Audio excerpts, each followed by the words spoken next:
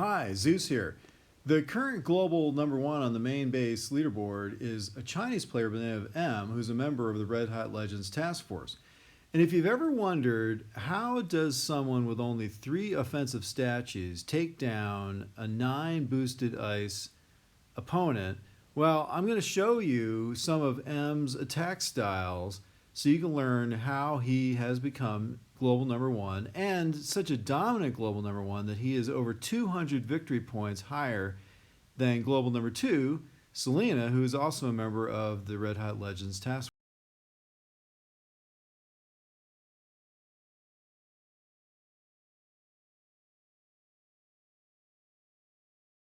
So the first attack by M that I'm going to show you is his attack back just after he became global number one on the former global number one, who was then global number two.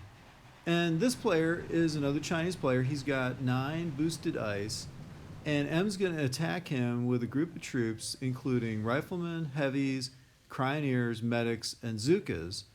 And he throws down a smoky landing, and he lands his troops in 3 groups, and also Everspark throws down a cryo bomb on the left side to take out all the mines that are there, and throws down some critters on the right side to distract the defenses there. And he's just going to pursue this frontal assault on this base.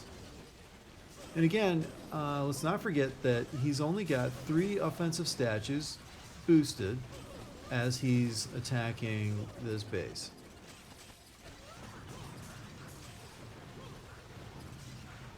So he's throwing down a series of shocks also on the right and the left side of the core, the HQ. And the Cryoneers are slowing down the defenses. He's lost a lot of his first line of troops at this point, but he's doing a lot of damage. Now, this base has 2 shock blasters, so the problem with this is if he doesn't take down the shock blasters quickly at this point, he's going to get wiped out. So he does a hack, which hits the machine gun behind the core, and that distracts all of the defenses there. And then he throws down a shock, and he flares to that sniper tower. Really aggressive strategy here, by the way. And then another shock, and he's basically doing a clearing out of all of the defenses around the core. And then, despite the fact that he has not taken down the rocket launcher, he retreats.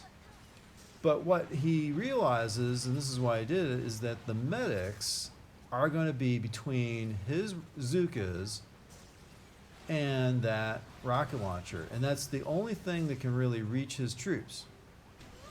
And of course, the medics will heal up any splash damage that falls on the Zookas. And that one rocket launcher is not enough to overcome the medics that he's got standing there. So his Zookas just pound away on this base, which has not only 9 boosted ice, but 2 shields. So it's a really creative and very bold attack. Clearing out the defenses behind the core like that is a really risky and bold move. And then retreating before taking down the rocket launcher is also very creative and smart, savvy move, which he pulled off. 2 other things to note: he guarded the rocket launcher behind the core on the right side at the beginning of the attack, so that he didn't have to deal with its damage throughout the attack, and also that the attack ended with 14 seconds left on the clock. So anyway, with that, this base is beaten, and his former opponent, former global number one, goes down. Okay, the second attack I want to show you is M's attack on the player who was global number 4 at the time of the attack. And he starts out again with throwing down a cryobomb, and this time he's got Scorchers, Bombardiers, Cryoneers, Zookas, and Bullet. And he lands all those troops on the far right, takes out a mortar, and then flares under smoke to the far back right corner. So he's doing an attack that we call a far back right rear corner attack, but with an unusual group of troops, including Scorchers in the front, which is very effective. And the idea behind this attack is you basically flip the base that you're attacking, and you're attacking generally weaker defenses, including buildings that don't shoot back at you and have lower health. So you're going to collect a lot of gunboat energy at the beginning of the attack. And you don't even have to address the defenses in the front of the core, because they're not in range of your troops until the very end of the attack, when you've already got real momentum behind you and your damage dealing troops are pounding down on the core. So his attack is going very smoothly. He throws down a couple of shocks to suppress the shock blaster behind the core and a couple of other defenses that are there. And he is losing his Scorchers to the damage that is being dealt by the defenses, but he's being careful to make sure that his bullet stays healthy. And meanwhile, his damage dealing troops are closing in on the defenses around the core and also on the core itself. So at this point, he's got to make sure that he takes down the shock blaster behind the core before the rest of the Scorchers explode and expire. And he's also got to make sure that his bullet stays healthy. Now, threw down a box of critters on the core to serve as a distraction. He just lost his second to last Scorcher, but the shock blaster is down, and at this point, the only weapons that can reach his troops are the shock launcher, the rocket launcher, and the boom cannon. And they're not enough really to stop the Bombardiers that are far behind the base, or even the Zookas that are behind the base. And he takes down this base with 1 minute and 1 second left on the game clock.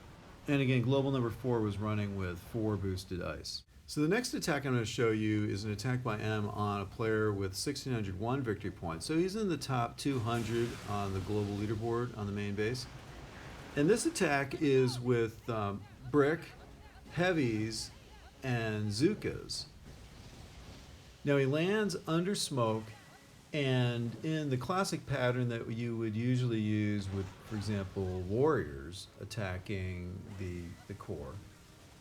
And he smokes all the way up to just in front of the core, and then he throws down 3 shocks and triggers battle orders and blows the core to smithereens. And this was a player with 6 boosted ice. Now here's an attack on a player with 1,629 victory points. So that he's in the top 100 of the players on the global main base leaderboard. And this attack is with heavy, Zookas, and bullet. And he lands and assembles his troops together on the beach, takes out 1 defense, and then throws down a flare behind the right corner of the core, and then smokes all of his troops to the far back right corner. He hits a shock mine along the way, but it's not actually a problem in the sense that his troops still assemble where he wanted them under the smoke. Now he flares to the shock launcher and triggers taunt. And his Zookas start to clear out all of the defenses behind the core. as all the defenses are pounding on his bullet, which is taunting those defenses. So at this point, he throws down a smoke to cover back his troops, throws down another smoke, and flares his troops to the left side. Again, Zukas move relatively slowly, so if he had done this without throwing down the smoke, he would have lost a lot of Zukas as the defenses were pounding on his Zukas. And then he flares to take down one rocket launcher, and he has shocked some of the other defenses there, and then his Zukas methodically take down all the rest of the defenses there on the left side of the core. So now he flares to the back of the core, and he's got nothing left to oppose his troops, and he reduces the shields on the core with the Zukas and beats the base with 1 minute and 7 seconds left on the game clock. One eternity later. And this player had 7 boosted dice, and again, M's only got 3 boosted dice on offense attacking him. So the next attack I want to show you is M's attack on Minh Duc, who is a Vietnamese player who used to be in the Red Hot Legends task force and at this time was in the global top 50 on the main base leaderboard. M starts by barding a rocket launcher on the left side of the core, and M lands with heavies, Zukas, medics, Cryoneers, and Bullet on the left side.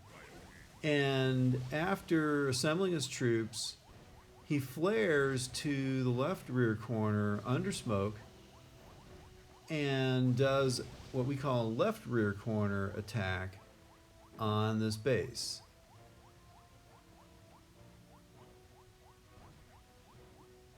Now, where his troops are assembled under smoke, there is a flamethrower and a mortar there, which he shocks.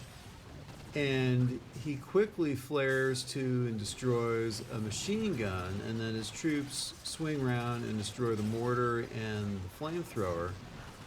And then the rocket launcher that's there goes down, and he's starting to eliminate the shield, which is also there, and the remaining defenses that are between his troops and the core. Now, with the shield down, he throws a shock on the right side of the core to suppress the shock blaster there. And unfortunately, the shock blaster in front of the core is wreaking havoc on his troops on the left side of his attack.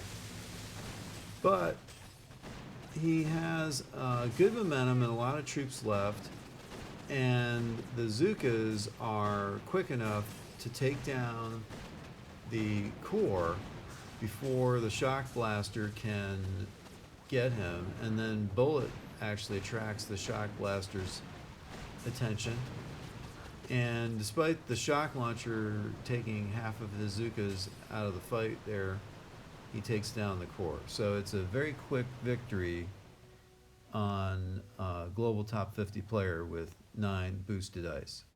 The next attack I want to show you is an attack on a player with 1,752 victory points and 8 boosted ice. So this is a top 25 main base global leaderboard player, and he lands with Riflemen as a shield and Bombardiers and Bullet.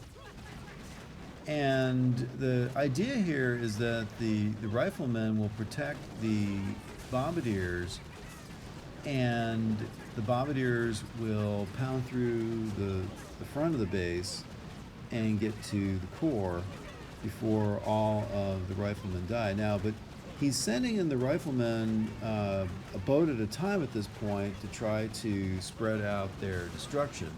And he's also throwing down critters to clear mines for both the Riflemen and the Bombardiers. And at this point, he assembles all the troops under smoke with Bullet in the front. And then they flare to the shock blaster, because if the shock blaster doesn't go down, he's going to be in deep trouble, because his bullet won't be able to regenerate energy drink fast enough. He throws down a health pack because there's the possibility that some of the rocket launchers will attack his bombardiers instead of Bullet. And meanwhile, he is trying to take out the things that are most dangerous to Bullet, like that flamethrower. And by advancing them a bit, they also begin to take out the other defenses that are behind the core. And Bullet is just hanging on by a thread at this point. He's in the red, but his bombardiers, one by one, take out all of the defenses behind the core. And if this last rocket launcher goes down, there's really nothing left that can hurt his bombardiers. And now it's just a question of time before the bombardiers take down the core. He loses his bullet, but again, at this point, it doesn't matter. This battle is all but over. One eternity later. So again, he beats this global top 50 base with 8 boosted ice, and ends up winning with 40 seconds left on the game clock. So the next attack I want to show you is on top member of the French top task force, and this is Tepu. And Tepu's got 8 boosted ice, and M is going to land heavies, Zookas, and brick under smoke. And the idea here is to flare up to the core and do a flash kill. So he's using the heavies as minesweepers to take out any shock mines, or boom mines, and he flares right up to the right side of the core, organizes his troops with a flare, throws down a critter box to distract, throws down 3 shocks, triggers brick battle orders, and his Zookas very quickly take down this base with 8 boosted ice. A very impressive flash kill. So the last attack that I want to show you by M is his attack on Ning, who at this time had 1,769 victory points, which put him in the top 25 on the global main base leaderboard. M starts out by barraging one of the 3 shock blasters that are protecting Ning's base, and then he lands on the far left with Everspark, Riflemen, Bombardiers, and medics. And he proceeds to take down the defenses on the far left, and he's taking Riflemen off the landing craft on a delayed basis because he doesn't want all of his Riflemen to face the splash damage from the 4 rocket launchers and 2 shock blasters all at the same time. So at this point, he has pretty much reduced the defenses on the left side of the base. He pulls in another and final boat of Riflemen. And as soon as he gets rid of enough of the defenses on the left, he flares, throws down a smoke because he's a little bit concerned about the rocket launcher on the far right picking off some of his bombardiers, takes out that mortar, and then shocks the shock blaster nearest him and shock launcher and rocket launcher nearest him, and then starts to take them out. He hacks the boom cannon there, which helps take down the shock launcher a little bit faster. The rocket launcher goes down, and Now there's really nothing on the left side of the base to cause him trouble, but he flares back under smoke to the far left rear of the base, and the idea here is that he's got to take down the shield and the flamethrower that's protecting the shield, which he does, and then after he collects a little bit more gunboat energy and takes down the shield, he's going to come back at the remaining defenses that are protecting the base, which at this point, the only ones that can reach him are the two rocket launchers and the shock blaster. The shield goes down, and now he's going to flare back to the left side of the base.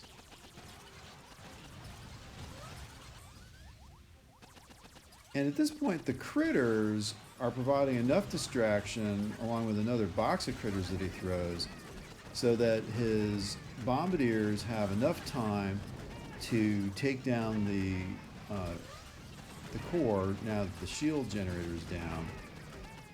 And he doesn't lose enough bombardiers to eliminate his ability to take down the core, and the core goes down. With 32 seconds left on the game clock. Again, a 9 boosted ice base. Now, lastly, I'm going to show you how Arturo, who is a member of the Red Hot Legends task force and currently in the global top 50, takes down M's base. Again, he's got 9 boosted ice. Arturo has an account called Pizza Mandolino, and he's running here with Bullet, Scorchers, Crying Ears, and Bombardiers. So he lands his Bullet first, and they take out some of the defenses on the lower left hand near the landing area.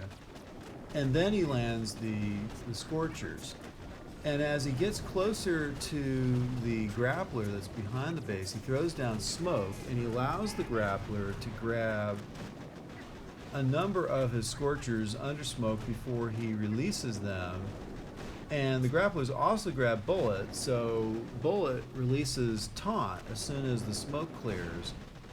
And it distracts all of the defenses that remain around the core, so that his Bombardiers and the remaining Scorchers that are in front of the base are able to attack the base and the remaining defenses without any opposition. And the Scorchers and Bullet take down the grappler and mop up the remaining defenses that are behind the base. Now he flares to the shock blaster, and as soon as that's cleared, he flares back away from the base and the remaining defenses, and if he just has enough time for his remaining Bombardiers to reduce the shield and take down the core, he'll win. And he doesn't really care at this point about the remaining Scorchers, because Bullet has enough health to take any hits that come from the boom cannon that's there, and he barts out the last rocket launcher. Now he doesn't need to lose that last Scorcher to the boom cannon, because when you're a global leaderboard pusher, gold is always a key consideration. Each Scorcher is something to save, but he's just going to keep throwing smoke down every once in a while to keep the boom cannon from killing the Scorcher. Meanwhile, the shields are down, and the Bombardiers reduce the core, and this base is beaten with 1 minute left on the game clock. Now I have to say, Arturo is one of the most skilled players that I've ever seen, and I'm looking forward to seeing him climb further up the global leaderboard. Anyhow, I hope you enjoyed the video, and if you did, please give this video a like, and if you haven't already, subscribe to our channel. There's tons of great Boom Beach content out on our channel. And thanks as always to Hercules for help with the video editing.